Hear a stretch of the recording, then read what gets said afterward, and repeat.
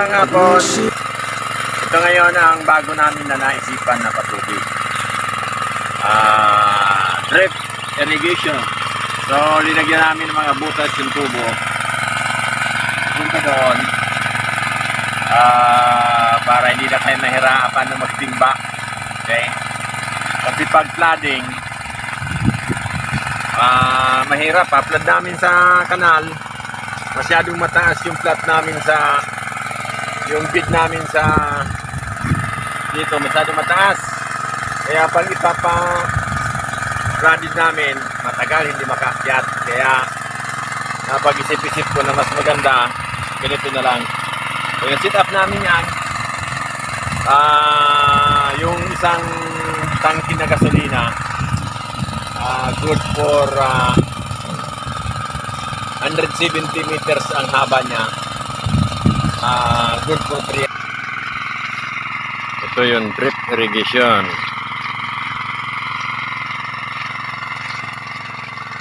Maganda ito kasi nakaka-penetrate sa ugat ng papaya. Na-sit up mo yung tubo,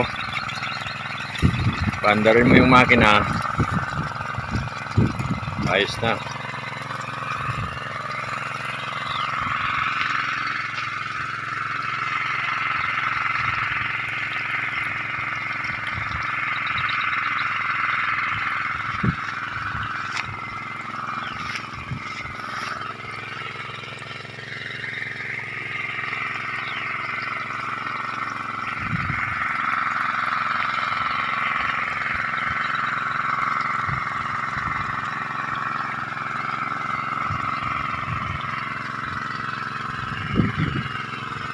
Drip irrigation.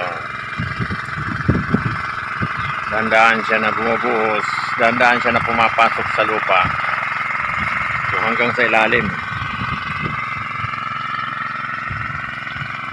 Kahit iwanan mo yung makina, ayos na.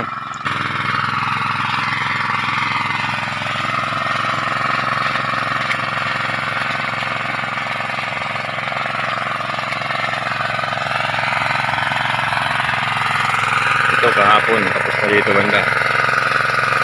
Yan, pag maganda sana yung patubig,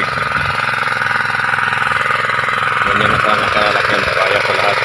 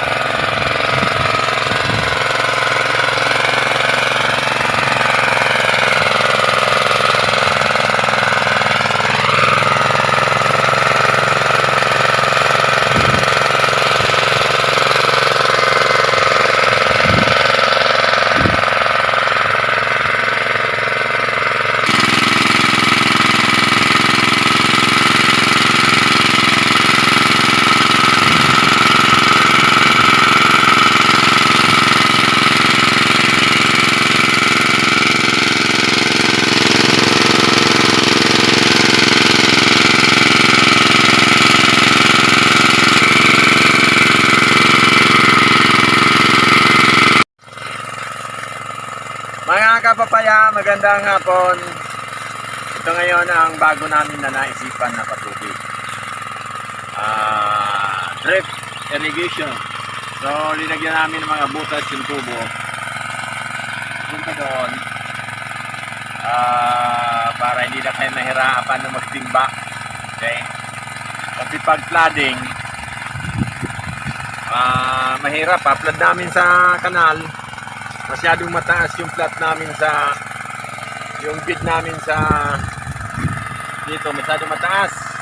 Kaya pag ipapa-flooded namin, matagal hindi makaakyat. Kaya napag-isip-isip ko na mas maganda ganito na lang. Kaya sit up namin yan, yung isang tangki na gasolina, good for 170 meters ang haba niya. good for 3 hours na yun. So, di na ako nahirapan, di na ako lipat-lipat na lang ng tubo after na finish yung bit niya. Lilipat namin tapos papaandarin namin. So ang kagandahan ng ganito, kasi talagang umiilalim yung tubig. So makikita mo, yan, basang-basa sa ilalim. Tapos to kanina.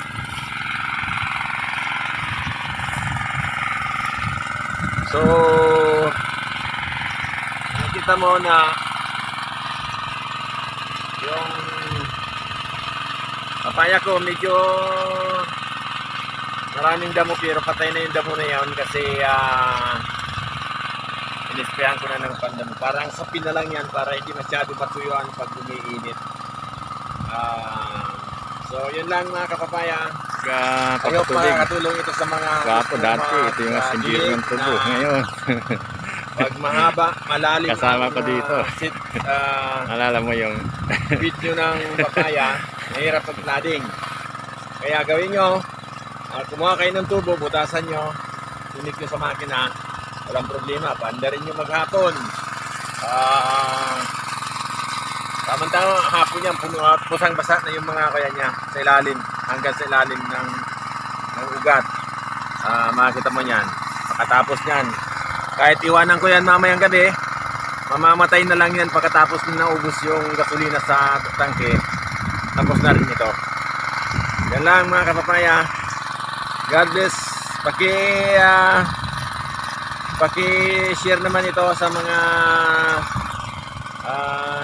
kahit hindi sa papaya, pwede ito sa mga fruit trees at iba pa na gusto nyo na patubigan during summer na kung saan mahirap akyatin ng tubig. God bless. bali is 20. 180 ang 380 ang isa. Bili ako ng 8 kasi kailangan ko ng makumplituhan yung haba na. Maganda nga po mga kapapaya. Ito ang buli ako ulit ng 8 kasi yung 20 na ganito bali 140 meters. Yagdagan ko ng 50 meters para magkasya yung isang kalahati ng linya ng papaya. Ngayon, yung 20 feet na tubo, bubutasan natin ng 20 rin sa bawat feet.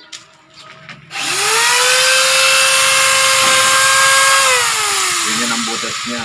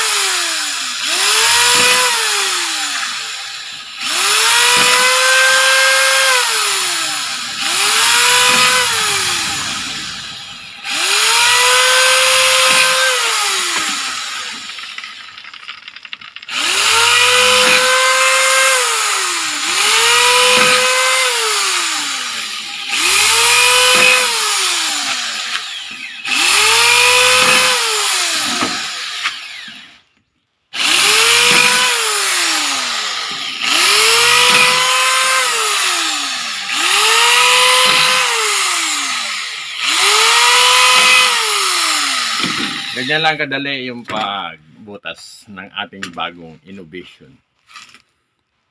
Pagpatubig sa papaya. So, hindi na kayo mahirapan kasi papandarin ko lang yung makina. Hintayin ko hanggang maubos. Mag-drip yung tubig doon sa mga papaya. Tawag ito drip irrigation. Bagong technology. Bagong innovation. Binutasan namin yung hose na itim, lagay doon sa linya ng papaya, paandarin yung makina, diretso ang tubig. Hindi kagaya ng magtimba-timba, hindi kagaya ng dulo-dulo. Ito, diretso. Kaya natutuwa yung anak ko, hindi na siya magtitimba. Nung last year, nagtimba kami. Bawat linggo magtimba kami. Ngayon, papandirin ko makina, iwanan ko na lang doon. Babalikan ko after 3 hours. So, everybody is yan. Happy. Okay, mga kapapaya. Pakishare ito ha, pag nagustuhan nyo para matutunan ng iba. Ha?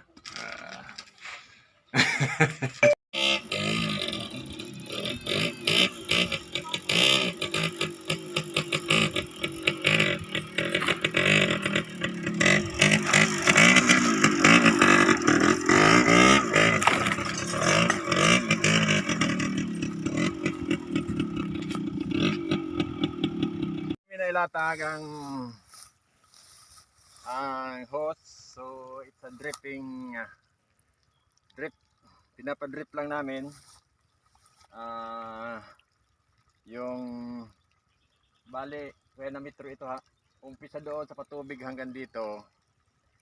It is 100 160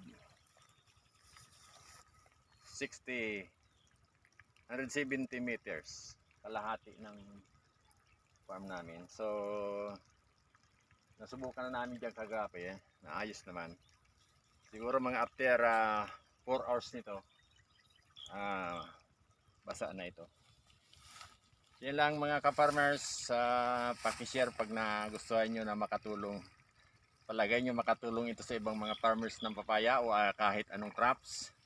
Pakishare mga ka-farmers. Ayan, ganyan lang ang drip niya.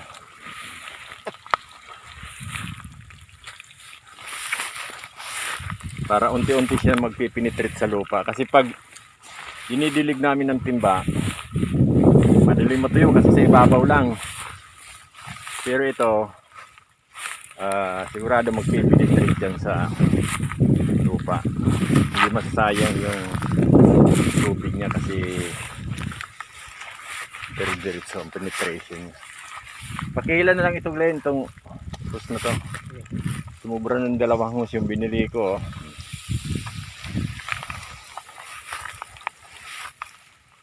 Lagay ko na po sa motor. Kahit doon mo lang sa may patubig. Okay.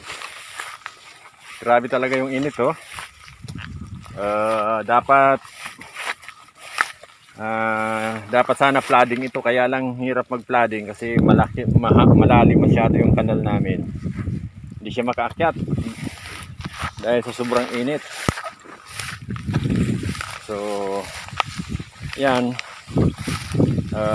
Tama-tama lang yan. Papatubig. Gwapo dati, ito yung asindiro ng tubo. Ngayon, kasama ko dito. Naalala mo yung okay, consistent naman yung agos ng tubig.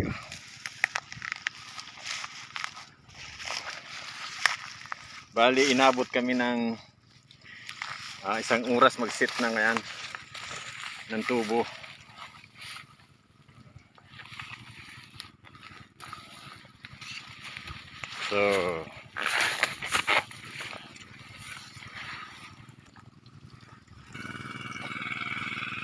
So ito yung bago namin patubig ngayon.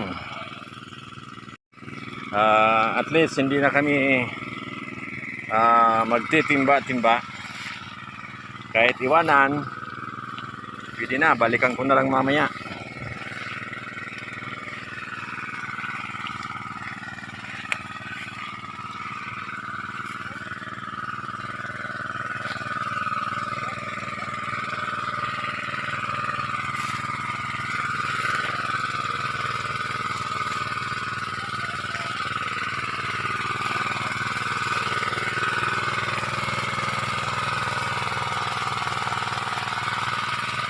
Ito na yung papaya namin, oh.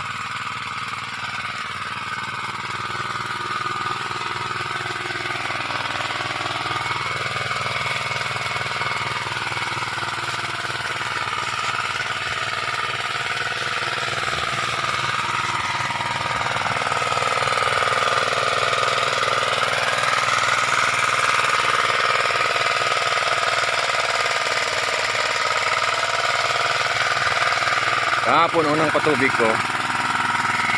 Ito yung resulta. Ganda naman, oh. Basang-basa. Tamang-tama ang moisture niya. Nakapenetrate siya sa ilalim.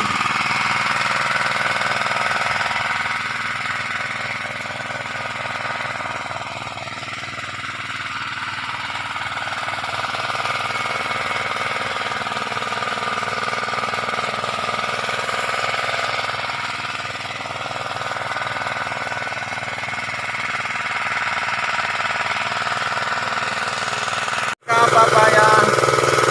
Kada tanghali, pinanghali kami kasi bumili ako ng gusto kanina.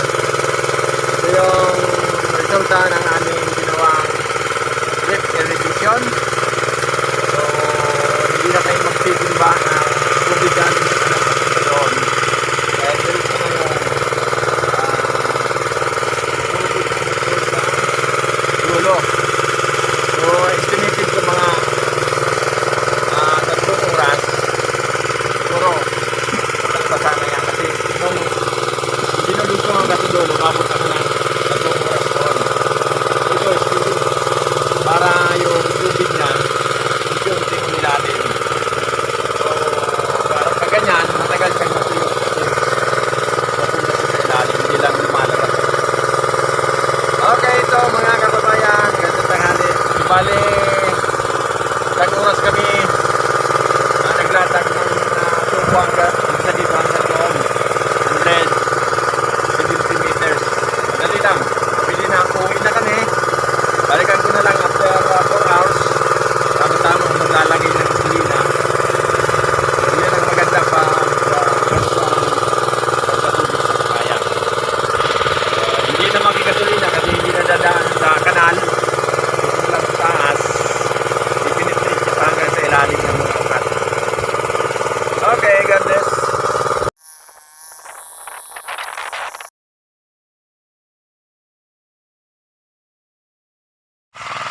Ayos na.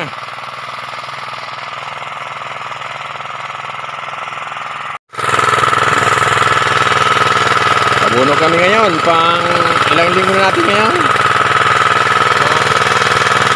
100 days na yung papaya natin.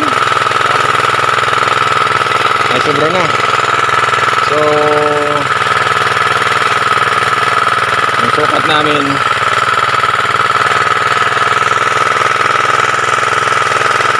pinsin na ganyan.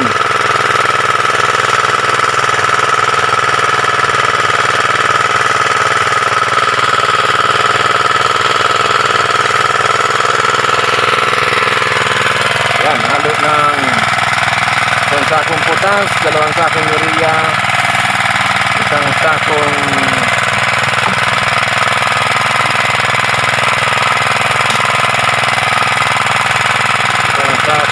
doon 16-20.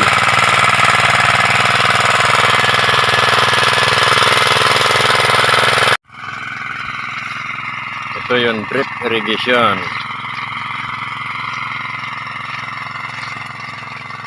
Maganda ito kasi nakakapenetrate sa ugat ng papaya. Nasit up mo yung tubo, pandarin mo yung makina,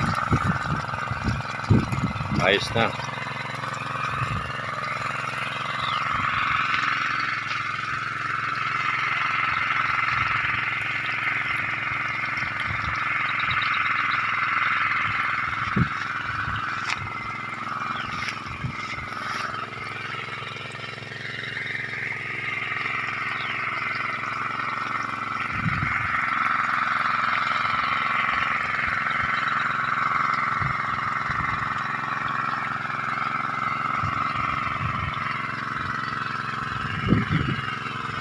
Drip irrigation.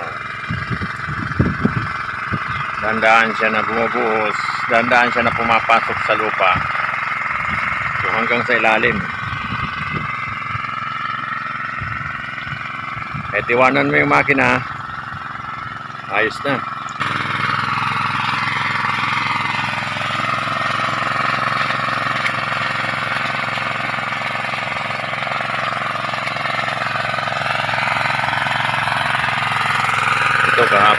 sa dito banda. Yan, pag maganda sana yung patubig. Ganyan na sana kalaki ang papaya sa lahat.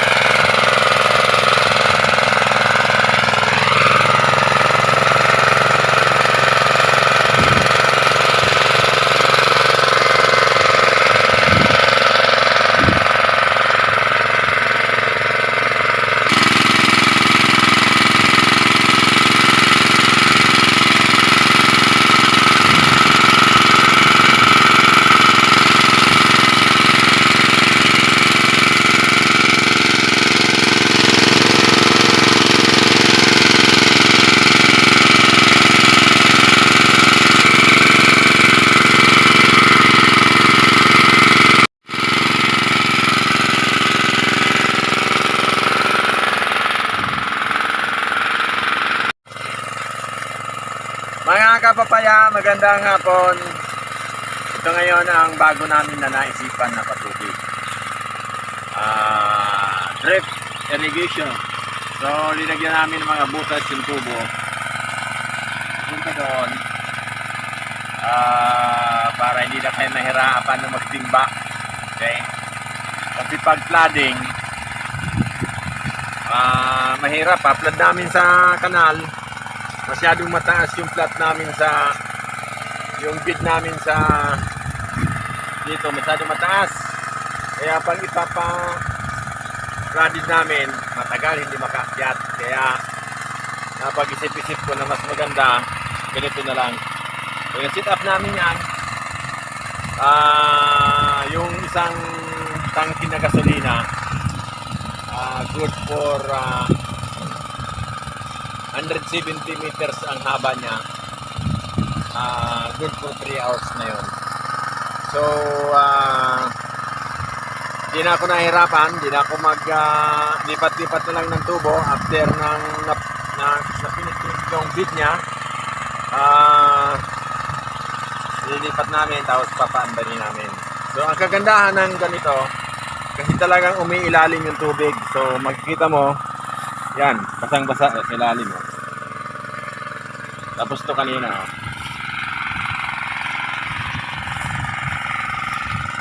So, nakita mo na